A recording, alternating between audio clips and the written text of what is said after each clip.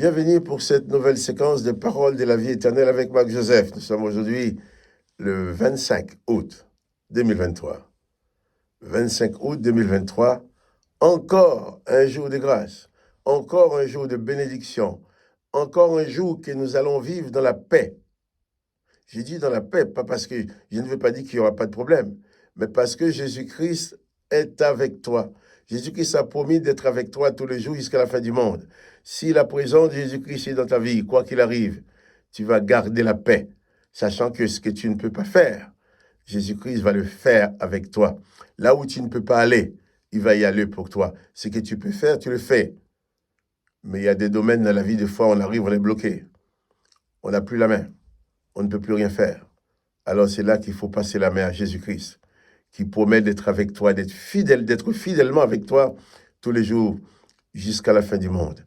C'est important de le savoir. Malheureusement, beaucoup de gens l'ignorent et ils vivent sans tout ça. Et le monde fait tout pour nous éloigner de cette réalité de Jésus-Christ. Parce que le jour que tu donnes ta vie à Jésus-Christ, tu ne seras plus esclave de tous ces mauvais événements de ce monde. Tu seras plus esclave de toutes ces choses qui sont là pour te dominer, pour te rendre triste, pour empoisonner ta vie. Mais tu pourras vivre en paix dans la présence de Jésus-Christ. Malgré les difficultés, tu pourras rester serein, sans te laisser emporter ni par la colère, ni par la déprime, ni par la panique. Alors pas de panique. Jésus-Christ est là pour toi. Il veut être avec toi aujourd'hui. Toi-même, veux-tu que Jésus-Christ soit avec toi?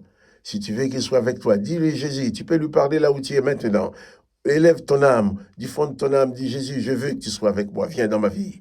Et il viendra toujours, parce qu'il n'attend que ça. Il attend que ton accord pour venir s'installer dans ta vie et faire route avec toi.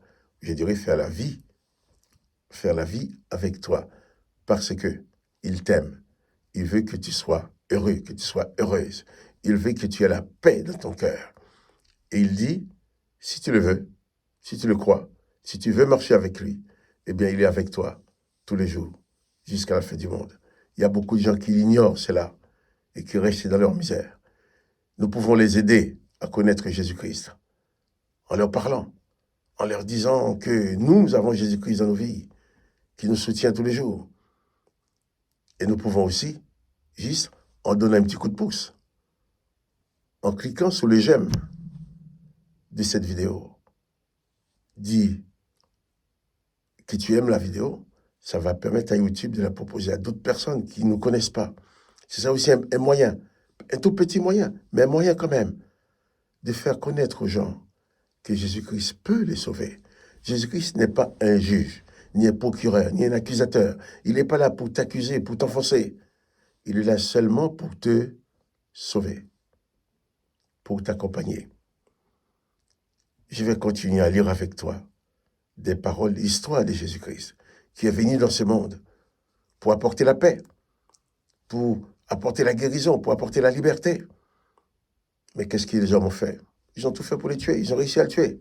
Mais en mourant, Jésus-Christ a dit, tout est accompli. Il n'a condamné personne. Vous connaissez quelqu'un à qui on va faire tant de mal, et après qu'ils vont bénir ceux qui l'ont fait du mal? Il n'y a que Jésus-Christ pour le faire. Et sinon, il n'y a que ceux qui ont Jésus-Christ dans leur vie qui peuvent savoir le faire.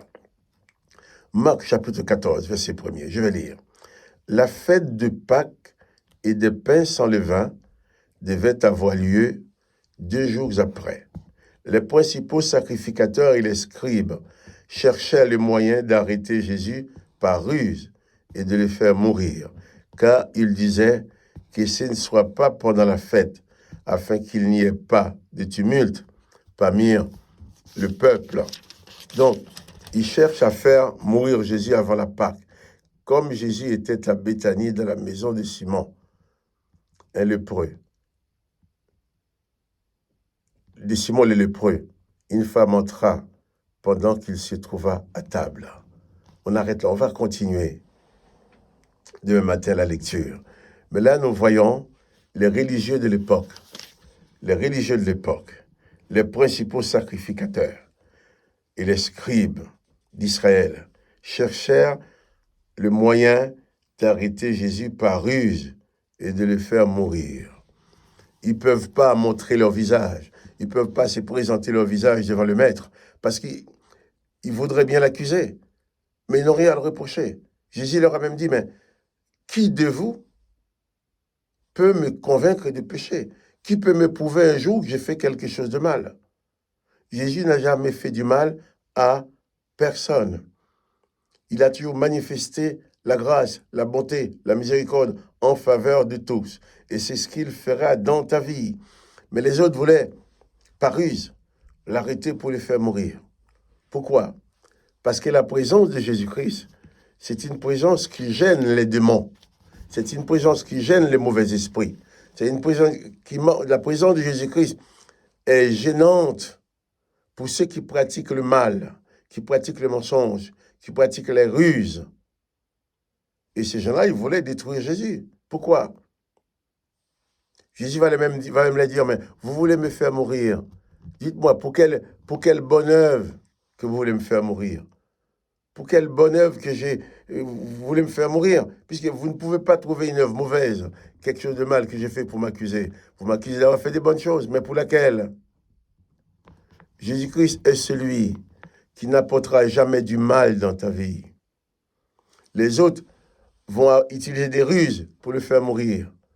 Mais Jésus savait qu'il était venu, qu'il allait mourir. Il savait bien tout ce qui allait arriver.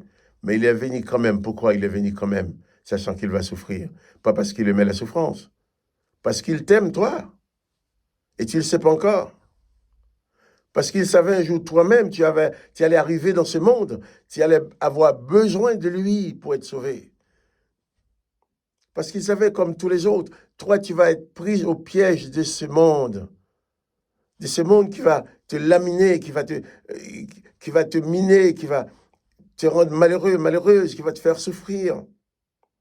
Et tu auras besoin de lui pour tenir. Tu auras besoin de lui pour t'apporter la paix, pour t'apporter la grâce. Il savait bien que tu allais avoir besoin de lui. Il est venu pour toi. Pour tous les autres également.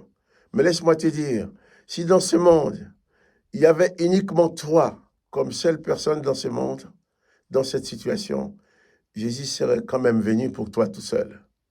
Donc considère que Jésus est venu dans ce monde pour toi tout seul. Pour toi toute seule.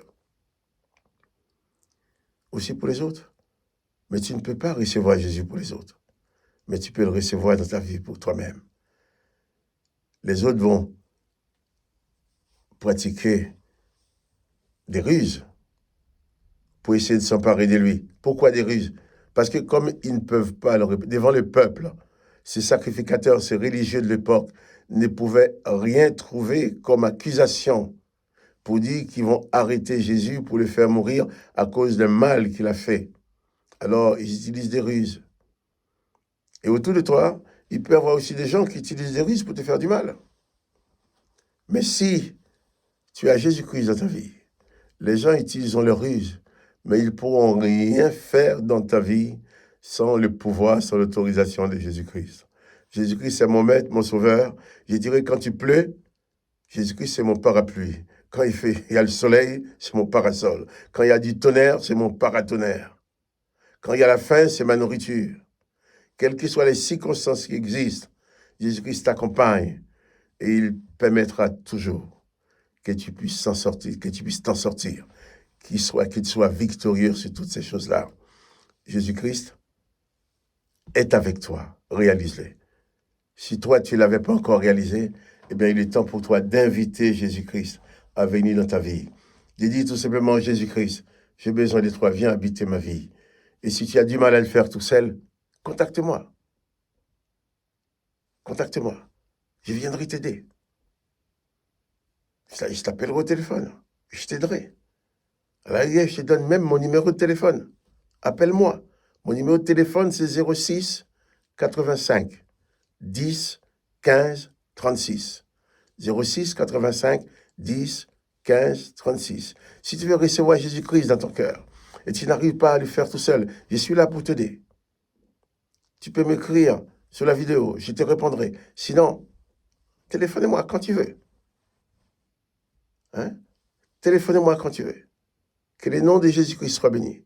Jésus-Christ veut que tu sois heureuse, que tu sois bien dans ton corps, bien dans ta vie, bien dans ton âme. Et c'est ce que je souhaite aussi. Parce que Jésus-Christ, c'est mon maître à penser. Ce que Jésus-Christ veut, c'est ce que je veux. Que son Seigneur soit béni. Que toi aussi, tu sois béni. Seulement souviens-toi, n'oublie pas, que Jésus-Christ est avec toi tous les jours, jusqu'à la fin du monde. Et je rappelle mon numéro de téléphone. Si tu veux que je prie pour toi et que je t'aide à t'approcher de Jésus-Christ, mon numéro de téléphone, 06 85 10 15 36. Que le nom de Jésus-Christ soit béni, que toi tu sois béni. Quant à moi, Marc-Joseph, je te dis à bientôt pour une nouvelle séquence de paroles de la vie éternelle. À demain. Mais n'oubliez pas de liker la vidéo pour aider les autres. Sois donc béni. À bientôt.